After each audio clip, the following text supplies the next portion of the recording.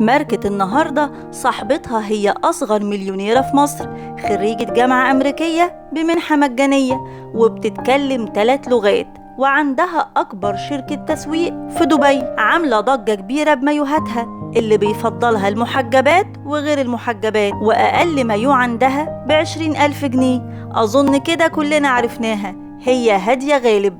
أعزائي المستمعين، أهلا بيكم في حلقة جديدة من سلسلة حلقات أشهر الماركات العالمية. هادية غالب صاحبة أشهر براند مايوهات للمحجبات، راكبة عربية مرسيدس تمنها ما يقلش عن 12 مليون جنيه. هادية من مواليد 1994، يعني يدوب 30 سنة، ومن صغرها بتحب التسويق والأفكار المختلفة. عشان كده قررت تأسس شركة تسويق من وهي يدوب 19 سنة، لكن ما كانتش مدياها وقت كبير بسبب دراستها. وبمجرد ما اتخرجت من الجامعة قررت إنها مش هتاخد جنيه واحد من أبوها، وهتعتمد على نفسها، وبدأت فعلا تستثمر في شركتها وتكبر فيها. ومن 2013 لحد 2020 كانت شغلتها الأساسية هي الماركتينج، وبقت شركتها بتسوق لبراندات عالمية. ولما فهمت السوق كويس بدأت تفكر تعمل براند خاص بيها، وجات لها فكرة المايوهات بالصدفة لما كانت داخلة هي وصاحبتها المحجبة مكان عشان ينزلوا حمام السباحة، ولقت الأمن بيقول لها ممنوع نزول المحجبات. فقررت تعمل مايوهات للمحجبات وتطلعها موضة، وفعلا في خلال 2 نزلت مايوهات هادية غالب، وكانت مكسرة الدنيا. ولأنها متخصصة في التسويق من البداية فقدرت تسوق لها صح وبطرق ذكية جدا، زي فكرة الأتوبيس اللي بيلف على القرى السياحية ويبيع المايوهات بتاعتها.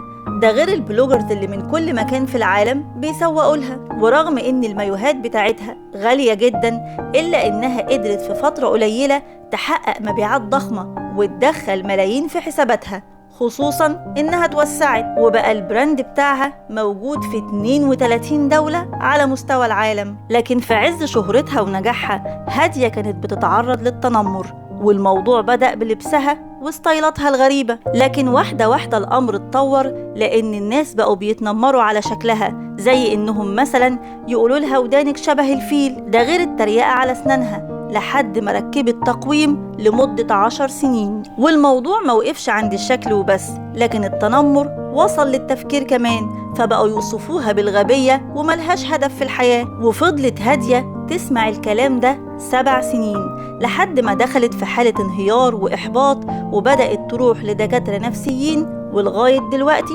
ماشية على الأدوية. ده غير بقى الكلام اللي طلع إنها فتحت شركتها من فلوس أبوها. لكن هادية نفت كل الكلام ده، وأكدت إنها ما بتاخدش جنيه من أبوها من وقت ما اتخرجت من الجامعة، بل بالعكس هي اللي بتساعد لو أسرتها محتاجة حاجة. وده طبعا ما يمنعش إن أبوها يساعدها في البيزنس بتاعها، وهو اللي ماسك لها كل حساباتها والشؤون القانونية لشركتها في دبي. هادية حاليا بتعيش بين مصر والإمارات، وعندها شركة دعاية وتسويق بتتعاون مع أكتر من 100 علامة تجارية دولية ومحلية. وده كان السبب إن يتم اختيارها من مجلة فوربس العالمية ضمن قائمة 39 شخصية واعدة. وبكده خلصت حلقة هادية غالب، بس في النهاية عايزة أقول اوعى كلام الناس يأثر فيك، اوعى تسيب نفسك فريسة ليهم، آمن بنفسك وبقدراتك، واللي اتريقوا وضحكوا عليك في يوم هيرفعوا لك القبعة لما توصل للي هم ما قدروش يوصلوا له.